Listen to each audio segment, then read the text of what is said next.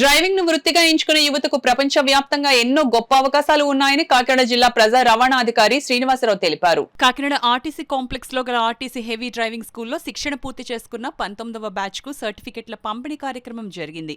కార్యక్రమానికి Kakinada RTC depot manager Manohar అధ్యక్షత వహించగా కాకినాడ జిల్లా ప్రజా రవాణాధికారి శ్రీనివాసరావు ముఖ్య అతిథిగా పాల్గొని శిక్షణ పూర్తి చేసుకున్న వారికి సర్టిఫికెట్లు పంపిణీ చేశారు.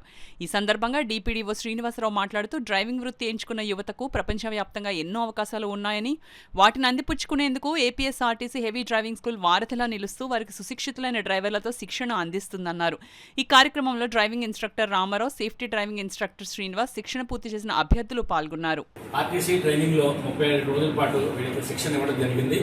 ఈ శిక్షణలో భాగంగా రోడ్డు నియమ నిబంధనలు ఎలా పాటించాలి, మంచి డ్రైవర్గా ఏమి పాటించాలి, అతను రాత్రులందు డ్రైవింగ్ ఎట్లా చేయాలి, వర్షాకాలంలో ఎలా డ్రైవింగ్ చేయాలి, ఈ ఒక హిల్ ప్రాంతంలో అంటే కొండ ప్రాంతంలో ఎలా డ్రైవింగ్ చేయాలి, నగరంలో ఎలా డ్రైవింగ్ చేయాలి, గద్దె ప్రాంతంలో ఎలా డ్రైవింగ్ చేయాలి అనే విషయాలను మేము వాళ్ళకి బాగా తర్ఫీదు ఇవ్వడం జరిగింది. అదేవిధంగా ప్రమాదాలు జరగకుండా ఏ విధంగా డ్రైవింగ్ చేయాలన్నది మేము వాళ్ళకి ట్రైనింగ్ ఇచ్చాం.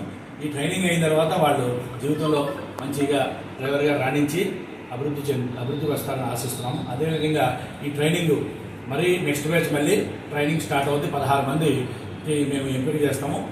ఆసక్తి గల వాళ్ళు వచ్చి మన రామారావు గారి డ్రైవింగ్ ట్రైనింగ్ ఇన్స్టిట్యూట్ని కలిసినట్లయితే వారు వివరాలన్నీ తెలియజేస్తారు.